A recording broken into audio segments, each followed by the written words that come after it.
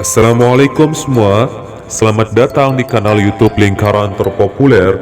Semoga teman-teman semua ya dalam keadaan baik-baik saja. Namun, jikalau ada yang kurang sehat, semoga segera disembuhkan.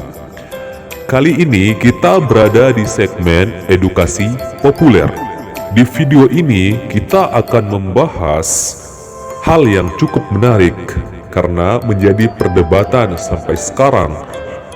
Mana lebih dulu, manusia purba atau Nabi Adam? Menarik ya. Oke, silakan simak baik-baik semua ya. Pahami setiap kalimat di sini dengan bijaksana. Hilangkan dulu sentimen-sentimen itu ya. Kita mulai. Manusia berada di bumi ini baru-baru, ya hanya sekitar ratusan ribu tahun lah. Sedangkan usia bumi ini sudah mencapai 4,5 miliar tahun. Jadi sebelum manusia ada di bumi ini, siapa yang tinggal di sana? Nah, dikutip dari Ensiklopedia Prasejarah, zaman atau periode itu dibagi menjadi 4 secara geologinya. Baik, kita jelaskan masing-masing zaman ya. Zaman pertama disebut dengan zaman Archean. Pada zaman ini suhu bumi masih sangat panas sehingga tidak memungkinkan ada kehidupan. Zaman ini berlangsung sekitar 2500 juta tahun yang lalu. Zaman yang kedua, Paleozoikum. Paleozoikum ini juga disebut dengan zaman hidup tua. Zaman ini ditandai dengan turunnya temperatur bumi, oksigen mulai banyak dan memenuhi bumi. Bumi yang mulai suhunya bisa beradaptasi memungkinkan ada kehidupan. Binatang-binatang bersel satu tanpa tulang yang disebut prokariot mulai ada. Kemudian berevolusi menjadi ikan yang bertulang. Seiring dengan semakin dinginnya cuaca di laut, beberapa binatang berevolusi naik ke permukaan untuk mencari kehangatan. Jadi menurut zaman ini, binatang-binatang sekarang yang ada di darat semua berasal dari laut. Oleh karena itu, ada beberapa teori juga yang menyebutkan bahwa manusia berasal dari laut. Zaman yang kedua disebut dengan Mesozoikum. Zaman ini ditandai dengan temperatur yang terus menurun dan memungkinkan makhluk hidup makin berkembang. Jumlah ikan amfibi dan reptil makin banyak. Jumlahnya besar-besar, ya fosilnya banyak ditemukan. Zaman inilah zaman di mana masa kejayaan dari dinosaurus dan kawan-kawannya. Masa ini berlangsung sekitar 140 juta tahun lamanya. Yang keempat, masa Neozoikum. Masa Neozoikum ini juga disebut dengan zaman kehidupan baru. Ini berlangsung kira-kira 60 juta tahun yang lalu. Pada zaman ini, binatang menyusui mulai berkembang. Zaman ini terbagi menjadi dua. Yang pertama, zaman Tersier. Di zaman Tersier, binatang-binatang menyusui berkembang sepenuhnya. Reptil raksasa makin menghilang.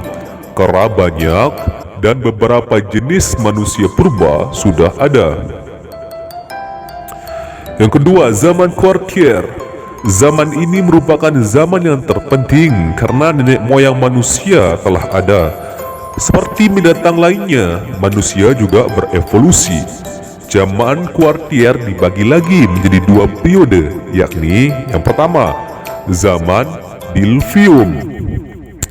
Zaman Diluvium disebut juga zaman es karena saat itu es di kutub meluas Sebagian besar benua Asia, Amerika, Eropa tertutup dengan es. Daerah yang tertutup es itu menjadi perairan setelah mencair. Jadi semakin banyak daerah air di sini ya. Masa ini disebut dengan interglasial. Interglasial diperkirakan terjadi hingga 600.000 tahun. Yang kedua, aluvium. Pada zaman aluvium berlangsung 20.000 tahun yang lalu sampai sekarang. Bagian akhir masa ini merupakan saat terpenting karena di akhir aluvium lahirlah Homo sapiens yang digadang-gadang merupakan nenek moyang manusia. Karena di antara manusia purba, Homo sapiens lah yang paling cerdas.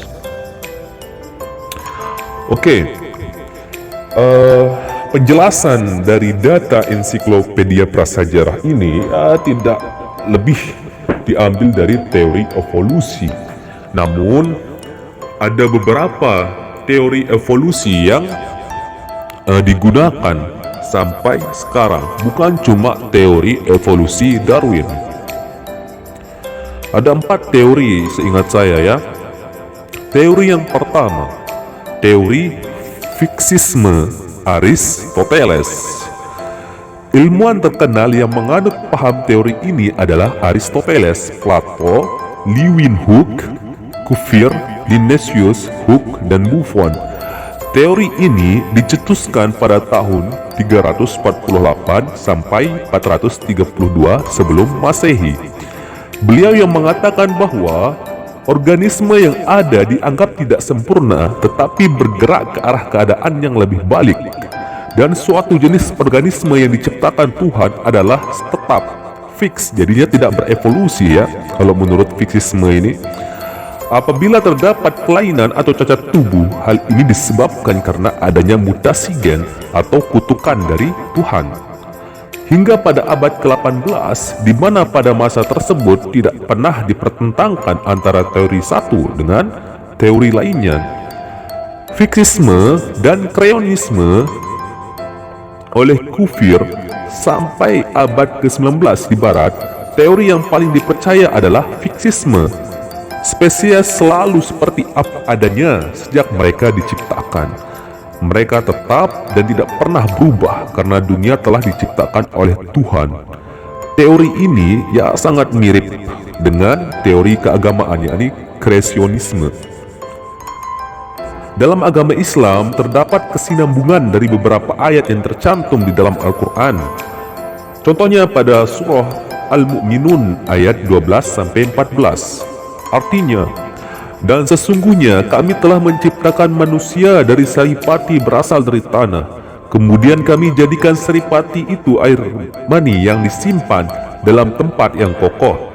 Kemudian sel sperma itu kami jadikan segumpal darah. Lalu segumpal darah itu kami jadikan segumpal daging. Dan segumpal daging itu kami jadikan tulang belulang. Lalu tulang belulang itu kami bungkus dengan daging. Kemudian kami jadikan dia makhluk yang berbentuk lain. Maka Maha Suci Allah, Pencipta yang paling baik. Dari firman Allah Subhanahu wa Ta'ala di atas menggambarkan bahwa Allah menciptakan manusia dari 2 bahan utama, yakni tanah dan air. Dan dari hal itu pula menegaskan bahwa sekalinya diciptakan manusia, maka seterusnya tetap menjadi manusia, tidak berevolusi. Dr. Hamim, pakar IPB dari Departemen Biologi FMIPA, menjelaskan pada acara kajian ilmiah dan tafsir Al-Quran, Teropong Cercah Kauniyah, terkait evolusi dalam perspektif ayat-ayat Al-Quran beserta pandangan ulama, bahwa kebenaran yang mutlak hanya berasal dari ketetapan Allah Subhanahu wa Ta'ala, di mana segala hal yang terjadi di muka bumi ini mutlak terjadi atau sesuai takdir. Bahkan dari segi biologi molekuler, susunan gen tercatat dengan sangat rinci. Jadi, pandangan suatu teori evolusi memang tidak dapat dikatakan berbahaya karena pada akhirnya akan tetap mengarah kepada ketetapan hukum alam dari Allah Subhanahu wa Ta'ala yang bersifat mutlak. Jadi, teori fiksisme ini dengan tegas mengatakan bahwa manusia yang manusia modern, manusia purba yang manusia purba, monyet yang monyet, tidak ada yang namanya evolusi. Ini bergandengan tangan dengan agama lah, semua agama. Teori yang kedua, teori Lamarckisme, masa adaptasi atau transformasi. Teori ini dicetuskan oleh Jean-Baptiste. Beliau merupakan ahli botani dan orang pertama yang menyusun sebuah teori evolusi yang menjelaskan bagaimana dan mengapa perubahan terjadi. Beliau yakin bahwa makhluk hidup memiliki sesuatu kecenderungan alamiah untuk berkembang maju, serta memiliki kemampuan meneruskan ciri-ciri berguna yang berkembang selama perjalanan hidup mereka. Menurut Lamarck, pengaruh lingkungan dapat mengubah bagian tubuh makhluk hidup, baik ciri, sifat, dan karakternya. Jika bagian tubuh dari makhluk hidup selalu atau sering digunakan, maka bagian tersebut makin lama dapat berubah sehingga sesuai dengan kegunaannya. Lamarck mengambil contoh mengenai panjang leher jerapah. Menurutnya, nenek moyang jerapah dahulu berleher pendek. Pada suatu ketika terjadi kekeringan di bumi, maka jerapah terpaksa harus memakan daun. Nah, karena dilakukan secara konsisten ini, lehernya menjulang. Nah, pada akhirnya beberapa tahun yang akan datang, seperti sekarang lah kita lihat jerapah lehernya sangat panjang karena mereka harus mengambil makanan di atas pohon lewat lehernya. Dia nggak bisa manjat soalnya ya. Kalau bisa manjat mungkin punya cakar yang tajam gitu, evolusinya. Ini menurut teori Lamarck ya. Yang ketiga, hukum Mendel. Teori genetika dan evolusi modern. Pencetus teori ini adalah Roger Johann Mendel. Beliau merupakan seorang biarawan Austria yang mengemukakan bahwa sifat-sifat tertentu dapat diturunkan dengan ketelitian yang akurat. Mendel berhasil analisis yang cermat dengan interpretasi yang tepat atas hasil-hasil percobaan terhadap tanaman sayur-sayuran dalam rangka mencari bibit unggul. Mendel mengemukakan bahwa sifat-sifat tertentu dapat diturunkan dengan mengamati pola perwarisan sifat demi sifat sehingga menjadi lebih mudah untuk diikuti. Teori ini lebih dikenal dengan istilah teori kawin silang. Ya, teori keempat ini teori yang sangat menggemparkan ya. Saya pernah nonton filmnya ini. Teori evolusi Darwin, seleksi alam. Teori ini dicetuskan oleh Charles Robert Darwin pada tahun 1809 sampai 1882. Beliau merupakan ilmuwan dan naturalis berkebangsaan Inggris yang tidak mengenyam pendidikan biologi. Beliau malah mengenyam pendidikan farmasi. Jadi ya keren ya, bisa menganalisis ini tanpa keilmuannya yang utuh. Teori Darwin adalah teori seleksi alam. Darwin yang juga dikenal dengan teori Darwin abad ke-19. Ada dua isi penting dari teori tersebut, yaitu pertama, menyatakan semua makhluk hidup yang ada di bumi ini adalah hasil keturunan dari moyang yang sama yang mengalami modifikasi. Darwin justru menegaskan dalam bukunya yang paling fenomenal berjudul The Origin of Species bahwa suatu individu atau spesies bukanlah bersifat tetap, akan tetapi seluruh makhluk hidup itu bersifat fleksibel dan berubah sesuai perkembangan zaman. Dalam buku Andi Burhanuddin, teori ini menyatakan spesies bukan merupakan sesuatu yang kekal atau tidak mengalami perubahan, melainkan berevolusi melalui proses perubahan bertahap dari berbagai spesies yang ada. Teori ini juga menyatakan bahwa semua spesies memiliki hubungan darah. Kedua, teori tersebut menyajikan sejumlah besar fakta yang dianggap Darwin hanya dapat dijelaskan dengan teori evolusi. Tidak cukup dengan teori penciptaan khusus. dimaksudkan dalam kalimat ini adalah teori Darwin hanya dapat dijelaskan secara saintis saja, jadi tidak dapat dikaitkan dengan agama apapun. Teori evolusi organik Darwin abad 19 semakin menggambarkan dunia intelektual modern. Terlebih setelah tahun 1871, beliau menerbitkan buku The Descent of Man yang menguraikan implikasi teori evolusi organik bagi asal-usul manusia. Jadi manusia dan kera mempunyai nenek moyang sama, bukan berarti nenek moyang manusia kera. Jadi banyak yang menyalahartikan teori evolusi ini, yang mengira bahwa manusia dari kera. Bukan, manusia dan kera memiliki nenek moyang yang sama, itu maksudnya ya. Setelah kita menganalisis atau mengetahui berbagai teori, maka bagaimana sih pandangan para ulama? Oke, setidaknya pandangan ulama terbelah menjadi 3. Yang pertama, menolak dengan keras. Mereka menolak karena mengaitkannya dengan kitab suci. Padahal sudah dijelaskan oleh Mas Darwin, teorinya itu tidak bisa dikaitkan dengan kitab suci karena dirinya sendiri adalah ateis. Jadi Mas Darwin ya berpikir sesuai dengan pemikirannya, bukan agamanya.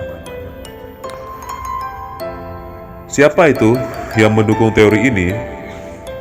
Yakni adik dari Hasan Al-Banna, yakni Gamal Al-Banna. Nah, ini adiknya Hasan Al-Banna, dia berpikir cukup cerdas lah. Mendukung di sini bukan artinya menyetujui ya. Adik dari Hasan Al-Banna ini mendukung karena pemikiran beliau atau perspektif beliau bahwa ilmu pengetahuan dari Mas Darwin ini ya biarkan berkembang. Tidak boleh dikaitkan dengan agama karena pemikiran manusia itu bebas. Terlebih Mas Darwin tidak terdoktrinasi oleh agama. Terus siapa yang mengakomodatif itu, memiliki pandangan akomodatif atau mengelaborasikan antara sains dan agama? Ini lahir dari Imam Masjid Amr bin As, masih tertua di Mesir. Beliau bernama Abdul Al-Sobur Sohin. Beliau mengatakan bahwa manusia sebelum Adam telah ada dengan kondisi yang belum cerdas dan cakap. Jadi beliau berpendapat bahwa selang waktu antara penciptaan Adam, di Al-Quran kan dijelaskan bahwa penciptaan Adam itu dari tanah ruh. Pasti ada di tengah-tengahnya, itu proses dari tanah ke ruh itu tidak diceritakan di Al-Quran. Jadi di tengah proses itu kemungkinan terjadi di sana ada zaman ini manusia purba atau zaman dinosaurus tersebut. Jadi hemat kami, jika ditanya misalkan mana lebih dulu Adam atau manusia purba, berdasarkan berbagai literasi kami akan menjawab manusia purba. Karena Nabi Adam bukan keturunan manusia purba. Beliau merupakan ciptaan lain. Ini sejalan dengan fiksisme. Jadi tetap kalau menurut admin. Nah, bukan berdasarkan evolusi. Kalau menurut teman-teman semua gimana? Apakah Nabi Adam dulu? Silahkan komen di kolom komentar ya. Kita komen secara akal sehat, berargumen, bukan sentimental apapun, baik agama, ras, suku, dan sebagainya. Silahkan berargumen secara ilmu pengetahuan, oke? Sekian, terima kasih. Itu saja video kita kali ini. Semoga bermanfaat. Hadanallahu wa iyyakum ila sabilil falah wal muwafiq ila aqwamit thariq. Assalamualaikum warahmatullahi taala wabarakatuh.